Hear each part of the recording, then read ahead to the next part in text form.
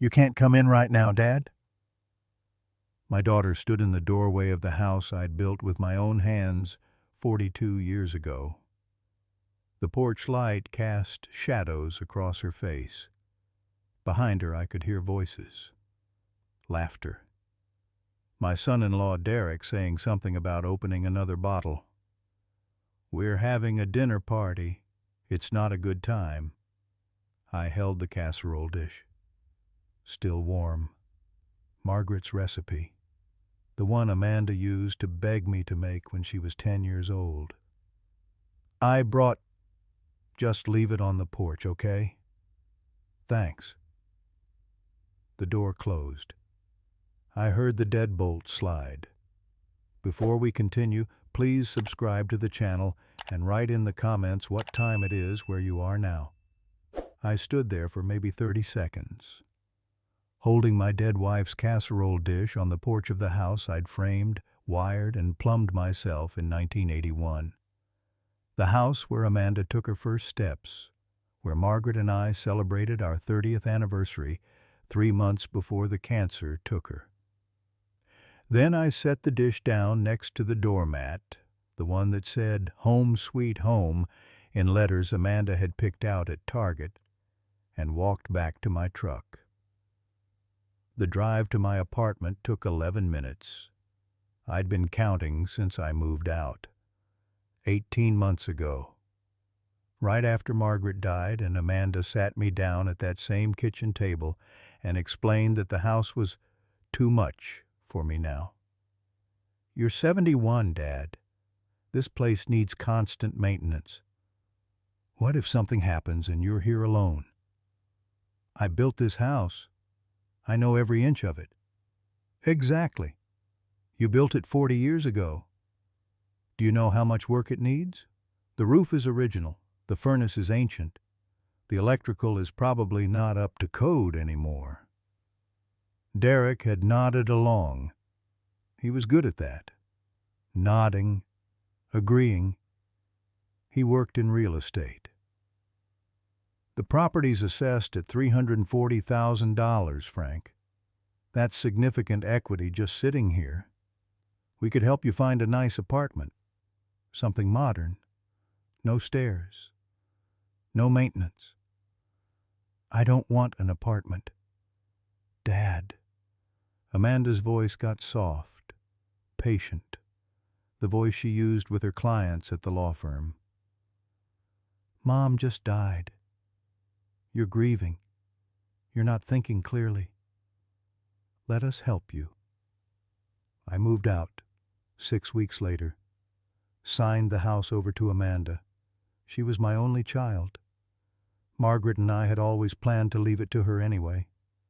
Derek drew up the papers, made it easy, quick. "You can visit any time," Amanda had said. "It's still your home, Dad. We're just taking care of it for you."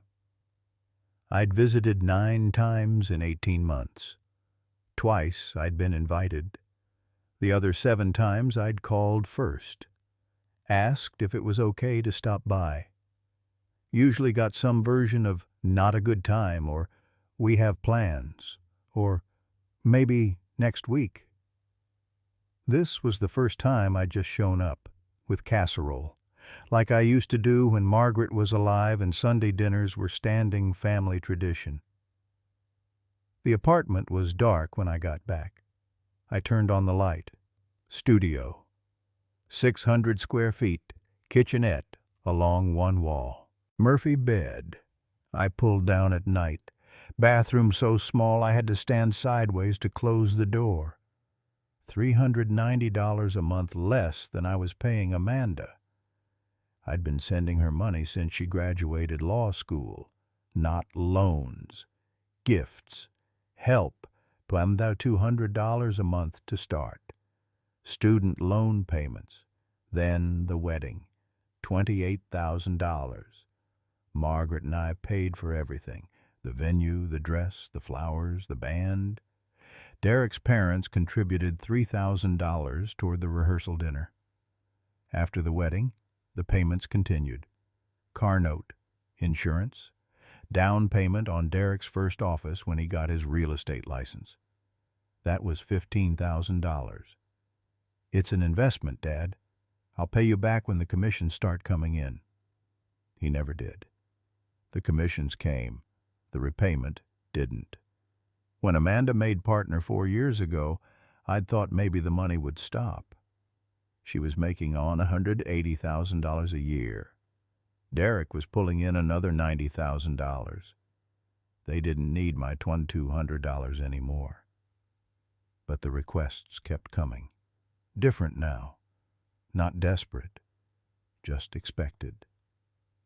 Dad, our roof needs replacing. The guy quoted us $12,000. Can you help? Dad, Derek's truck died. We need $8,000 for a down payment. Dad, we want to redo the kitchen. It's still got the cabinets from the 80s. Can you contribute? That last one had made me laugh. I'd built those cabinets, solid oak, dovetailed joints. They'd outlast anything Amanda could buy at Home Depot. But I'd sent the money, $6,500. My contribution to ripping out my own work. I sat down at the apartment's small table, pulled out my laptop, opened the spreadsheet I'd been keeping. Not because I planned to do anything with it, just because some part of me needed to see it written down, needed to know I wasn't imagining the numbers. $28,000 wedding, 2015, $15,000 office down payment, 2016, $1,200 monthly support, 2012, 2019. That was $100,800. I'd stopped the monthly payments when Margaret got sick, needed the money for medical bills. Amanda had said she understood. $12,000 roof, 2020, $8,000 truck. 2021, $6,500 kitchen. 2021, $4,200 furnace repair. 2022. Right before Margaret died, $63,000 down payment on the house. 2022. I'd signed the house over, but Amanda said they needed cash for closing costs, inspections, some repairs the bank required before the title could transfer. I'd taken out a loan against my pension, still paying it back, $340 a month. Added up, $237,500 over 10 years, not counting the smaller things, the birthday checks, the anniversary dinners I paid for, the groceries I'd buy when I visited and noticed their fridge was empty, the time I paid their property tax when Derek's commission check was late, $4,800, $250,000. And tonight I'd been told to leave the casserole on the porch because they were having a dinner party. Not a good time. I closed the laptop, made coffee, forgot about it, and found it cold an hour later, still sitting on the counter. The thing was, I'd been alone before. When Margaret was in the hospital those last 2 weeks, I'd spent nights in the chair beside her bed. But I wasn't alone. She was there, even when she couldn't talk anymore, even when the morphine kept her under. She was there. This was different. This was being alone in a 600-square-foot box, eating microwaved dinners while my daughter hosted dinner parties in the home I'd built. My phone buzzed. Text from Amanda. Dad, forgot to say thanks for the casserole. You didn't need to do that. I stared at the message. Read it 3 times. Looked for something I was missing. Some warmth. Some invitation. Some acknowledgement that maybe leaving your 71-year-old father standing on the porch holding his dead wife's casserole was cold. Didn't find it. I set the phone down. Looked around the apartment. At the blank walls. At the Murphy bed that squeaked when I pulled it down. At the single window that looked out over the parking lot. Margaret and I used to sit on the back porch of the house on summer evenings. The porch I'd built with a pergola overhead and wisteria growing up the posts. We'd drink iced tea and watch the sun go down behind the oak tree I'd planted the year Amanda was born. That oak was 43 years old now, probably 50 feet tall. I wondered if Amanda ever sat under it, if she ever looked at it and thought about me digging that hole, staking the sapling, watering it every evening that first summer. Probably not. I pulled up my banking app, looked at the checking account balance, $3,400. Savings had another $8,200.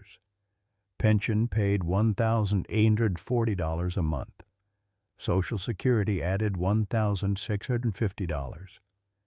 After rent, utilities, the loan payment for the house down payment, and basic expenses, I had about $400 left each month. I'd been comfortable before, not rich, but comfortable, before the house, before the $250,000. The coffee was still sitting there, cold. I poured it out, made a fresh cup, sat back down. My phone buzzed again. Amanda. Also, I need to talk to you about something. Can you come by tomorrow around 10? I typed back. What about? 3 dots appeared, disappeared, appeared again. Just some paperwork stuff. Estate planning things. Boring legal stuff, but it needs to be handled. Something cold settled in my chest. Estate planning.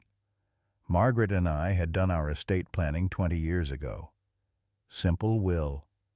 Everything to Amanda. I'd updated it after Margaret died. Same thing. Everything to Amanda. Not that there was much left to leave. What kind of paperwork? It's complicated. Easier to explain in person. 10 work for you? I looked at the message, at the casual tone, the assumption I'd be available, that I had nothing better to do than drive 11 minutes to discuss boring legal stuff at her convenience. I'll be there. Great. See you then. No love you, no good night, just transaction. Appointment confirmed. I sat there with the phone in my hand, thought about calling, hearing her voice, asking what was really going on. But I knew what I'd get. That patient lawyer voice. Dad, don't worry about it. We'll talk tomorrow. I set the phone down, finished the coffee, pulled down the Murphy bed. It squeaked. Same squeak as always. I kept meaning to oil the hinges, kept forgetting. Lay there in the dark. Thought about Margaret, about the night before she died, when she'd squeezed my hand and whispered, "Take care of Amanda." I'd promised I would. Thought I had been. Thought that's what the money was. The house, the help, taking care of her. But lying there in the dark, in the apartment I'd moved to because my daughter said the house was too much for me, I started wondering if maybe I'd gotten it backwards. If maybe I'd been so busy taking care of Amanda that I'd forgotten to notice she'd stopped taking care of me. Sleep came late, thin. I woke up at 5:30 like always, made coffee, sat at the small table, watched the parking lot brighten as the sun came up. At 9:45 I drove to the house, parked in the driveway behind Derek's truck. The new one, the $45,000 Ram 2500 he'd bought 6 months ago. Not the $8,000 used one I'd helped with the down payment for. He'd traded that in, upgraded. The casserole dish was gone from the porch. I knocked. Amanda opened the door, dressed for work, charcoal suit, heels, hair pulled back. "Hi, Dad. Come in." I stepped inside. The house smelled different. New furniture, new paint. The oak cabinets were gone. White shaker style now, quartz countertops, stainless appliances. They'd gutted my kitchen. "Coffee?" Amanda was already walking toward the new coffee maker. Expensive one. Probably $400. "I'm fine." "Sit. This won't take long." I sat at the table. Not the one I'd built. That was gone too. This was glass and chrome. Modern. The kind you see in magazines. Derek came in from the hallway. Khakis, polo shirt, tablet in his hand. "Hey, Frank. Thanks for coming by." He sat down across from me. Amanda brought her coffee over. Set it on the glass table. No coaster. Margaret would have had a fit. So, Amanda folded her hands. Lawyer mode. "We need to discuss the house situation." "What situation?" "The financial situation. Dad, when you signed the house over to us, we took on significant responsibility. The maintenance costs are substantial, much more than we anticipated." I looked at her, at Derek, back to her. "I maintained that house for 40 years. I know what it costs."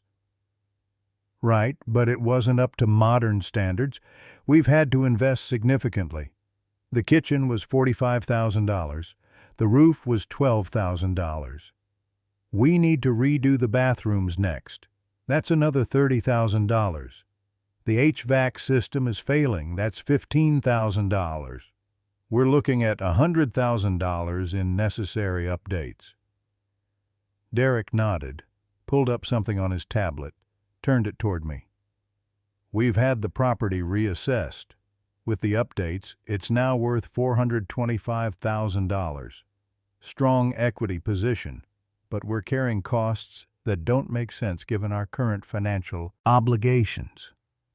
I stared at the tablet, at the numbers, at the professional presentation of my life being converted into a balance sheet. "What are you saying?" Amanda leaned forward. Soft voice, patient.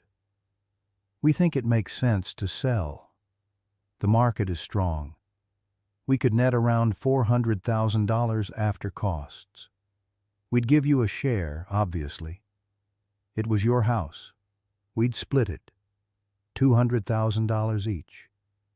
You could buy something. A condo, maybe. Something manageable." The words took a moment to land.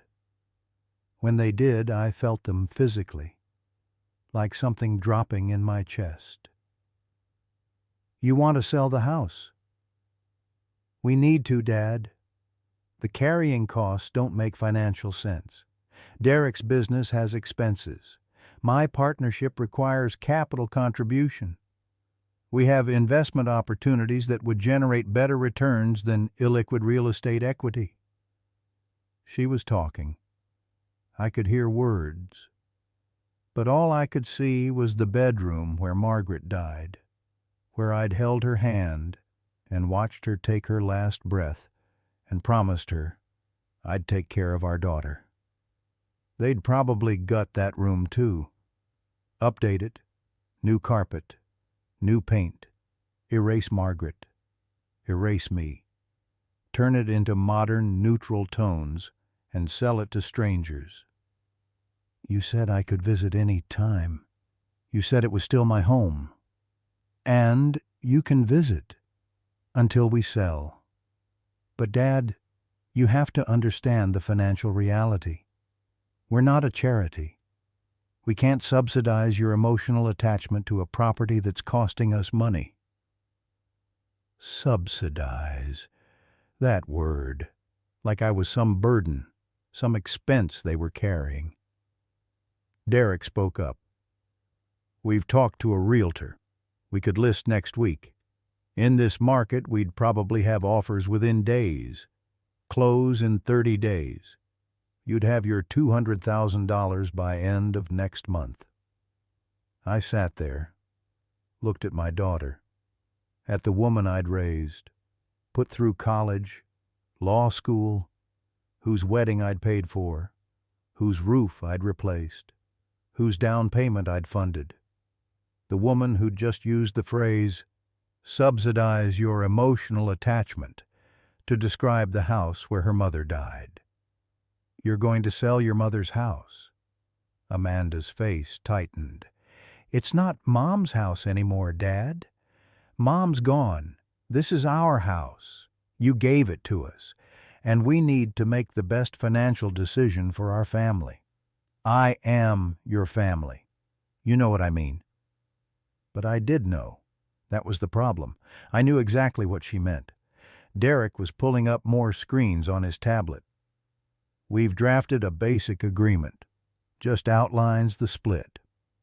Your signature gives us clear authorization to list. Standard stuff."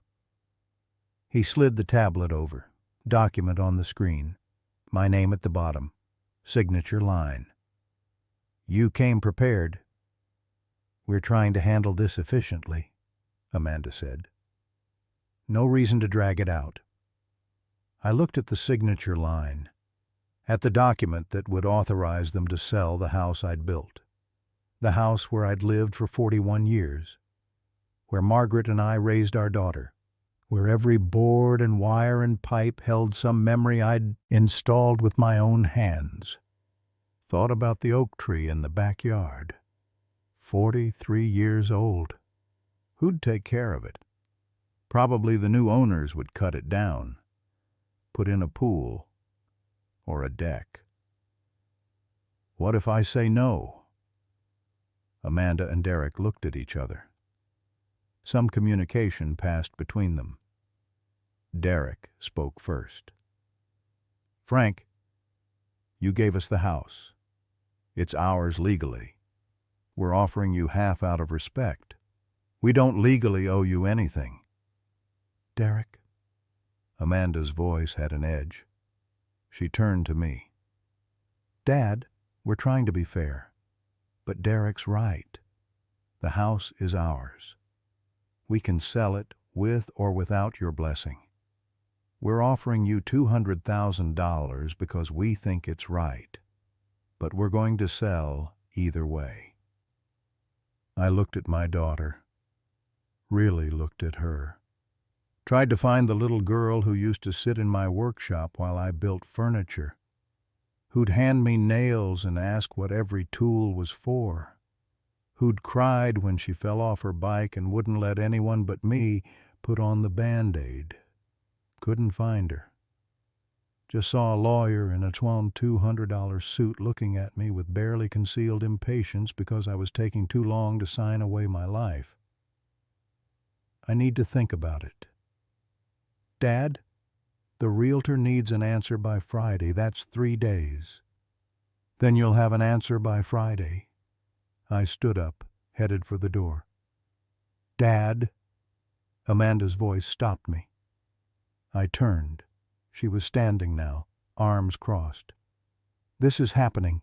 Whether you're on board or not, I'm trying to include you. Don't make this harder than it needs to be." I looked at her. At Derek standing behind her with his tablet. At the white cabinets where my oak ones used to be. At the glass table where Margaret's farmhouse table used to sit. "I'll let you know Friday." I walked out. Got in my truck. Made it halfway back to the apartment before I had to pull over. Hands shaking too hard to drive. Sat there in the parking lot of a Kroger, watching people go in and out with their carts, living their normal lives, while mine dissolved into financial transactions and real estate equity. My phone buzzed. Text from Amanda. "I know this is hard, but it's the right thing to do. You'll see that once you have time to process. Love you." Love you. 2 words. At the end of a message telling me to process being erased from my own history. I drove back to the apartment, sat at the small table, pulled up the spreadsheet again, looked at the numbers. $237,500 given over 10 years. And now they wanted to sell the house for $425,000 and give me half. $212,500. I'd actually come out ahead by $25,000. Except I'd be 71 years old with $212,500 and no home, no workshop, no oak tree, no porch where Margaret and I used to sit, no bedroom where she died holding my hand. But hey, financial returns, better than illiquid real estate equity. I sat there until it got dark, made coffee, forgot about it, found it cold. Around 9 p.m. I called my buddy Walter. We'd worked together at the plant for 30 years. He'd retired the same year I did. "Frank, what's going on?" I told him. All of it. The house, the money, the dinner party, the casserole dish, the meeting this morning, the tablet with the signature line. Walter was quiet for a long time. "What are you going to do?" "I don't know." "You want my opinion?" "Yeah." "That house is legally theirs. You signed it over. But Frank, you don't owe them half a damn thing. They want to sell? Let them sell. Take your half. But stop giving them money. Stop showing up with casseroles. Stop being available when they need something.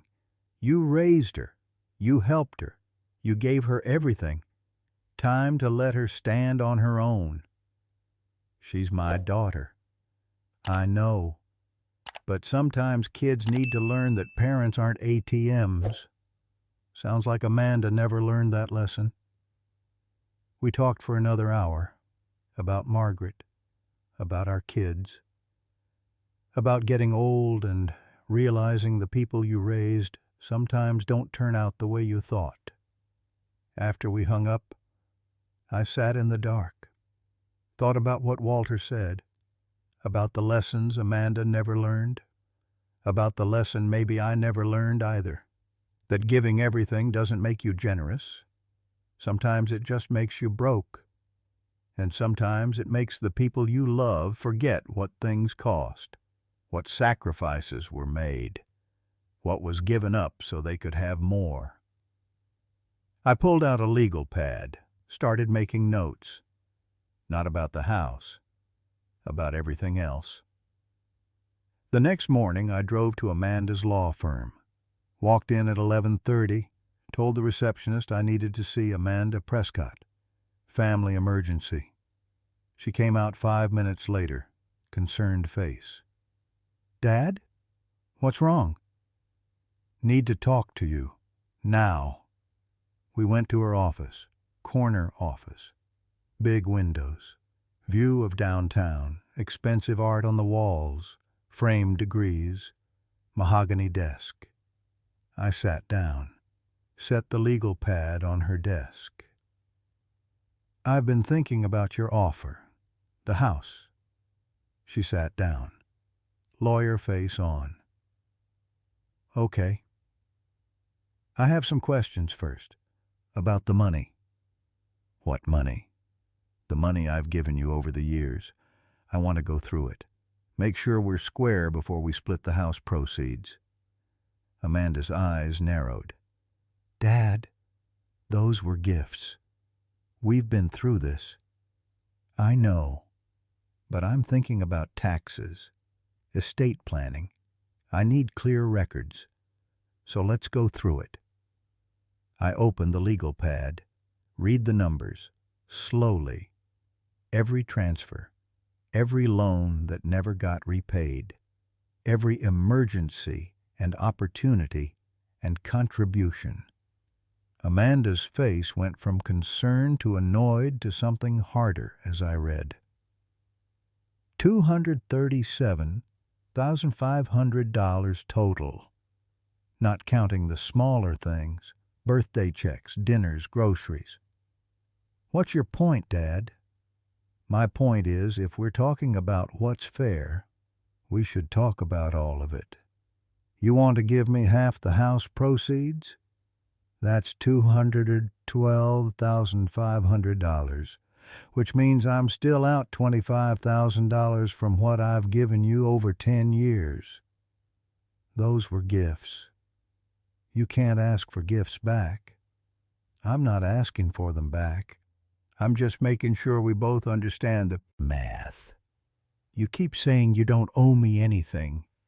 Legally, you're right. But we're not talking about legal. We're talking about fair. And I'm not sure giving me half the proceeds of the house I gave you, bought with money I earned, built with my own hands, is actually fair when I've given you $250,000 over 10 years. Amanda stood up. Is that what this is about? You're keeping score? You're resentful about helping your own daughter? I'm not resentful about helping. I'm noticing that helping has been a one-way street for a long time, and now that street has a toll booth at my end. That's not fair. Last night I brought you your mother's casserole. You wouldn't let me in the house because you were having a dinner party. I stood on the porch of the house I built and you told me to leave the dish and go. You think that's fair? Her face flushed. We had guests. You couldn't invite your father in for 5 minutes?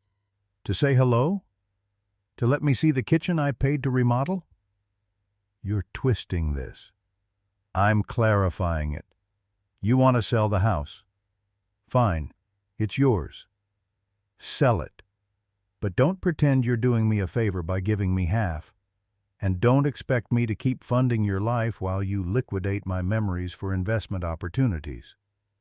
I stood up, headed for the door. Dad. Her voice was sharp, angry. You gave me that house. You offered the money. Nobody forced you. I turned back, looked at her. At this woman in her expensive suit in her corner office telling me nobody forced me to help my own daughter. You're right. Nobody forced me. I did it because I loved you, because I wanted you to have a better life than I did, because that's what parents do.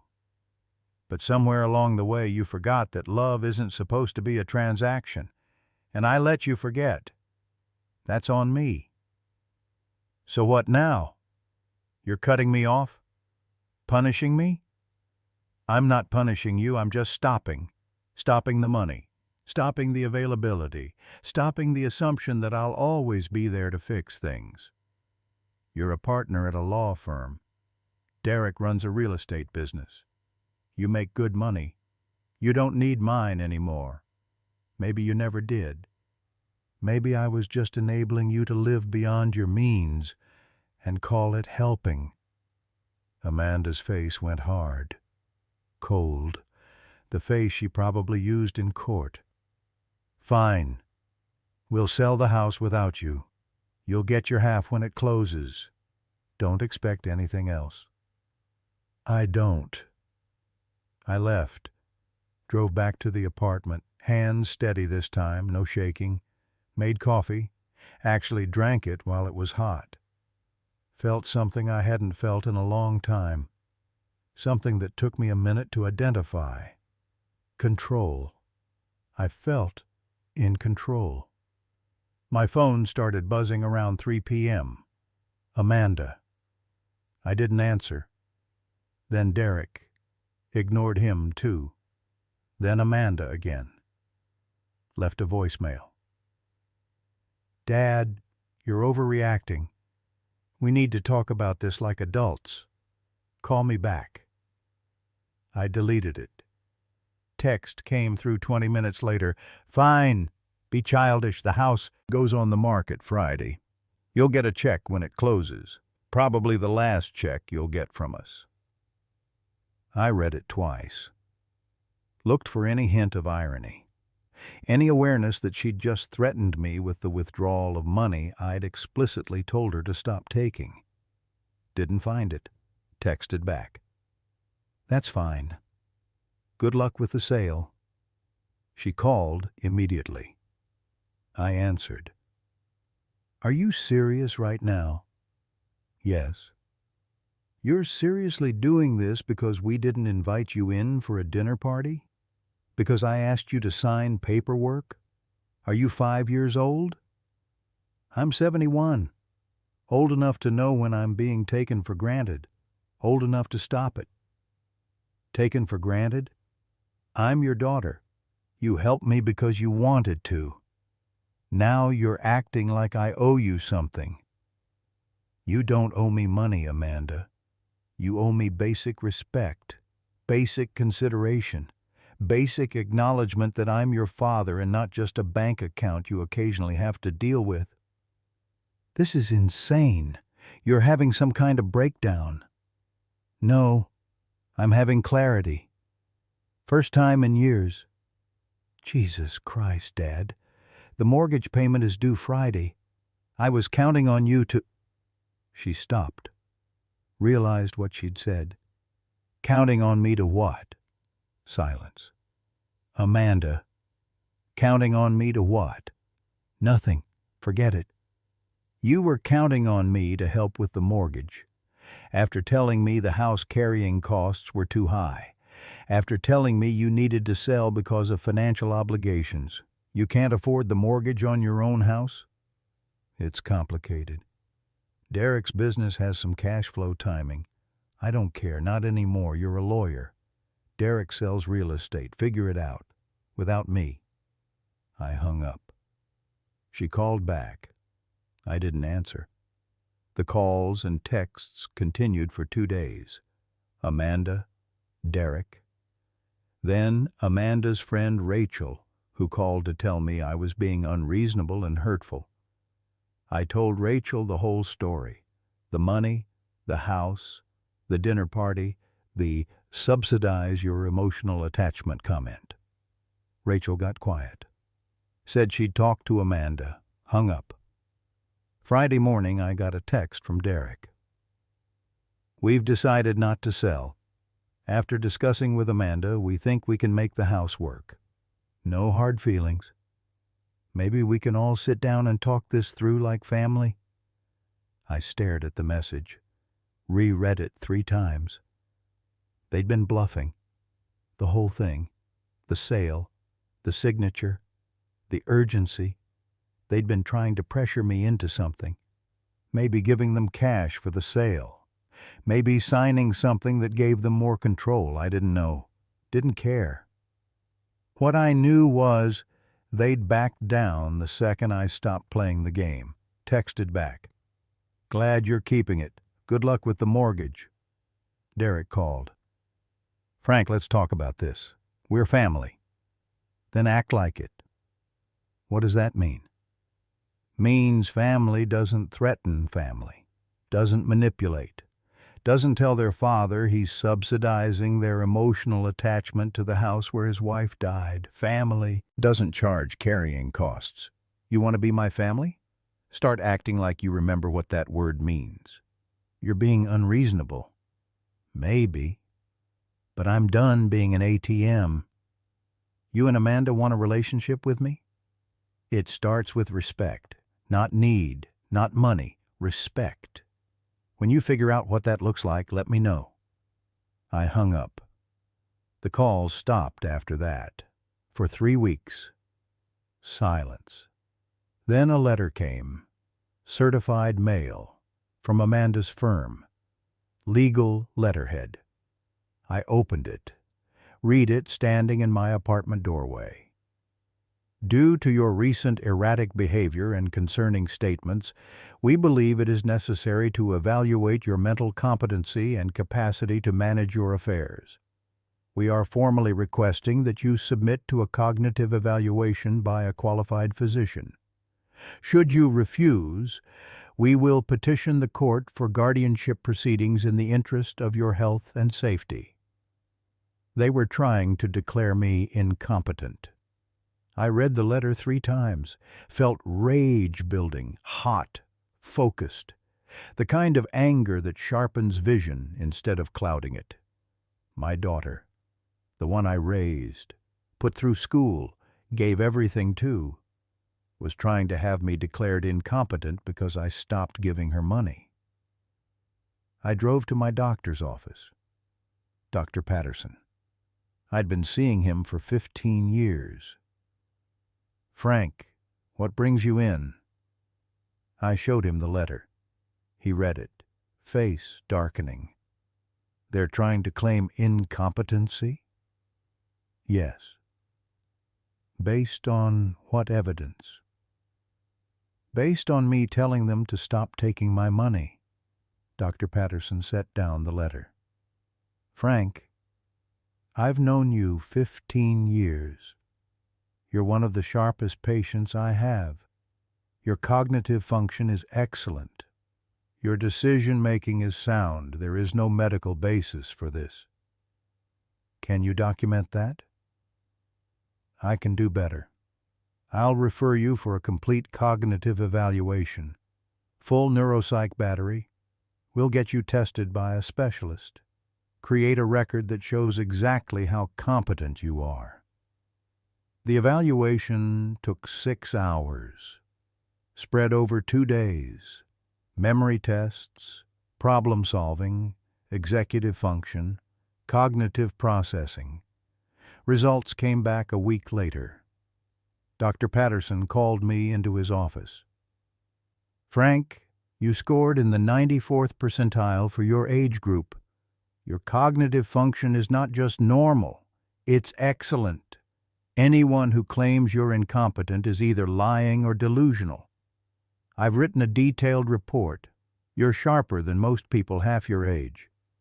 He handed me the report. Official, stamped, dated 3 days after Amanda's letter. I took it home, made copies, sent one to Amanda by certified mail with a note. "I have been evaluated by a qualified physician as you requested. Results attached. I am cognitively sound and fully competent to manage my affairs. Any further attempts to claim otherwise will be considered harassment and defamation. I suggest you consult with your legal ethics advisor before proceeding." Also sent copies to my lawyer. Had him draft a response to Amanda's firm. Legal language. Clear terms. Any guardianship petition would be opposed. Any claims of incompetency would be met with counterclaims of elder abuse and financial exploitation. Cost me $800. Worth every penny. Amanda called 2 hours after she got the report. "You had me evaluated?" "You demanded I submit to evaluation. I did. Turns out I'm fine. Better than fine. 94th percentile. Want to compare scores?" "This is insane, Dad. We were worried about you." "No, you were trying to control me. There's a difference. You thought you could scare me into compliance. You thought wrong. We're trying to protect you." "From what? From managing my own money? From making my own decisions? From telling you no? I don't need that kind of protection, Amanda. What I needed was a daughter who gave a damn about me instead of my bank account. But we don't always get what we need."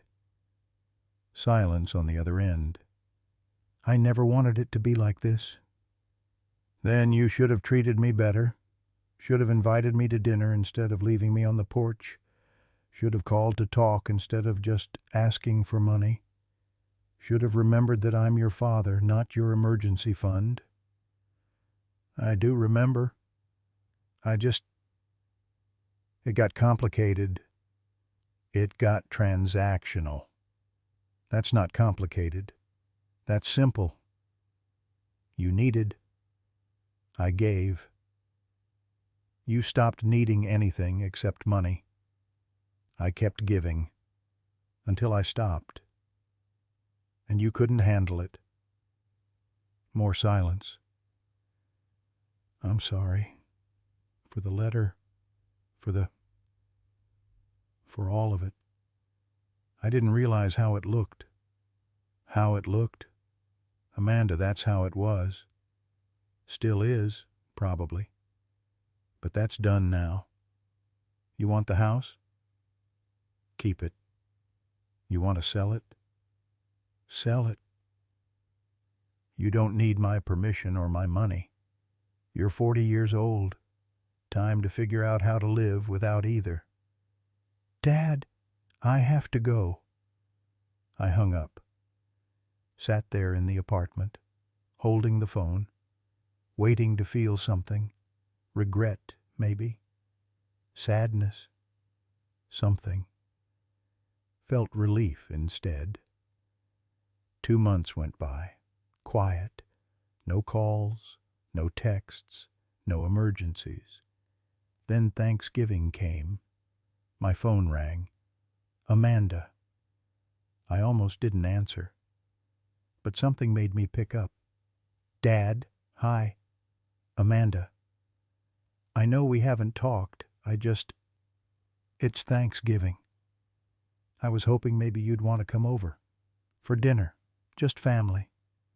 No pressure. I thought about it. About sitting at that glass table. In the house I'd built. With the daughter who'd tried to have me declared incompetent when I stopped funding her lifestyle. What time? 2:00. Derek's smoking a turkey. It's supposed to be good. I'll think about it. Okay. I hope you come. I miss you. She hung up. I sat there, looking at the phone, missing her too. Missing the version of her that used to exist. Before the money, before the house, before everything got complicated.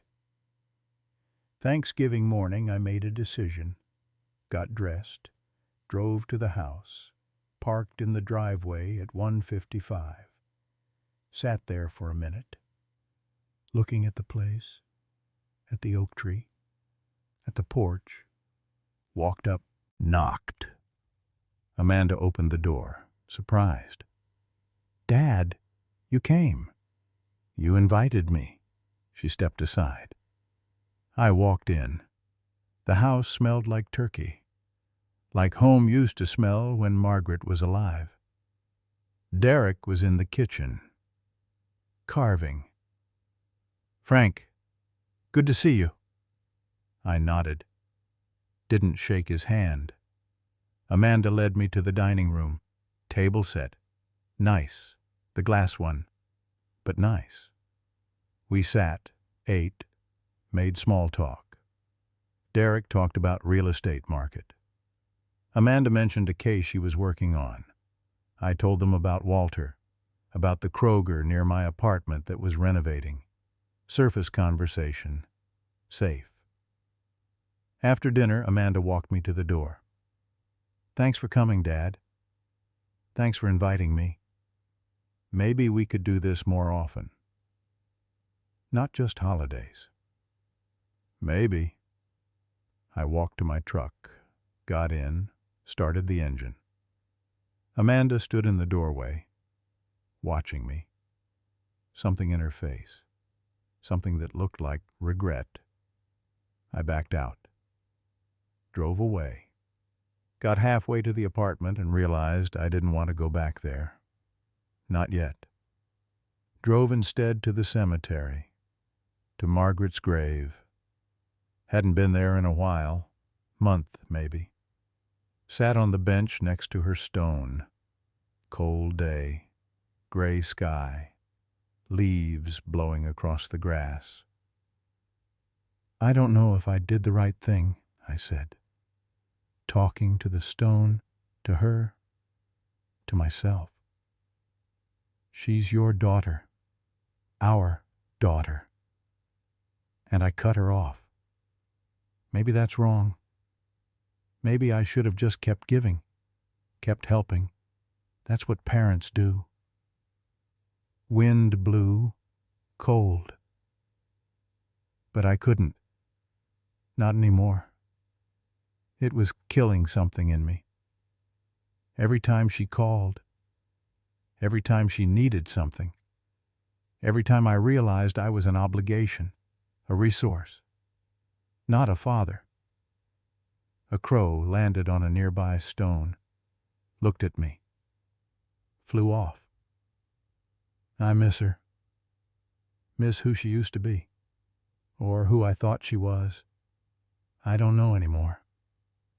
I sat there until the cold got too deep, until my hands were numb and my knees were stiff.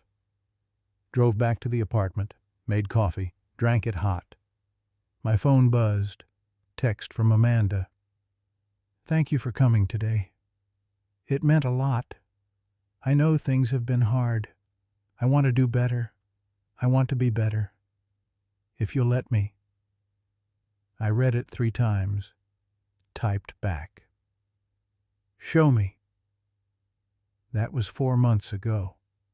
Since then, Amanda has called twice, not asking for anything, just talking about work, about life, about Derek's business, about Mom. Last week she asked if I wanted to come over for dinner. Just us, no Derek, no agenda. I went. We sat at that glass table, ate Chinese takeout, talked about Margaret, about the early years, about when Amanda was little. I'm sorry, she said, around 8 p.m., for all of it, for taking you for granted, for the letter, for forgetting that you're my dad, not just someone who helps. I'm sorry, too, for keeping score, for cutting you off so hard, for not saying something sooner. You tried. I didn't listen. I didn't try hard enough. We sat there, in the house I'd built. That was hers now, but in that moment it felt like ours, like maybe something healing, slowly, carefully, but healing. I don't know what happens next. Don't know if we find our way back completely. Don't know if the relationship we had or the one I thought we had is recoverable. But I know I'm not an ATM anymore, and Amanda knows that too. She still has the house. I still have the apartment. She makes her mortgage payments. I manage my own money. We talk every week or two. Sometimes she visits, brings coffee, sits at my small table, asks about my life. It's not what I had with Margaret, not the family dinners and Sunday traditions and easy belonging, but it's honest, real, built on something other than need and money and obligation. And some days that feels like enough. Some days I drive past the house, see the oak tree. Wonder if Amanda ever sits under it, if she thinks about me planting it, about the 43 years it's been growing. Wonder if she remembers I built that house, that every board and wire and pipe has my hands on it. Wonder if that matters to her now, if it ever did. But mostly I just keep living, in my small apartment, with my coffee and my memories and my boundaries. Margaret would probably say I did the right thing, or maybe she'd say I was too harsh. I'll never know. What I know is I'm not invisible anymore, not taken for granted, not reduced to transactions and balance sheets. I'm just Frank, 71 years old, father to Amanda, husband to Margaret's memory, builder of houses, keeper of boundaries, and that's enough. If you like this story, please like it, subscribe to the channel, and share your impressions in the comments. To listen to more stories, click on the window on the right. Thank you for being with us.